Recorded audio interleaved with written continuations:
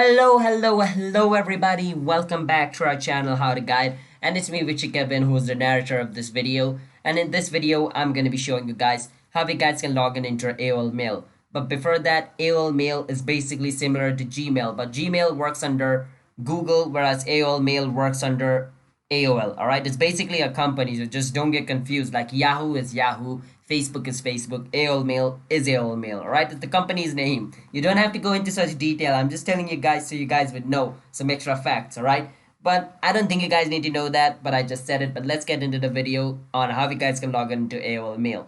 But before that, don't forget to hit the like and subscribe to our channel How to Guide.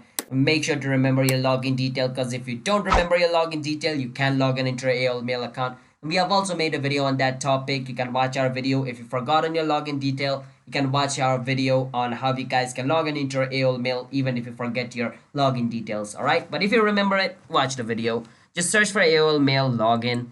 You don't even have to write mail. You just need to write AOL login. It's going to show you automatically.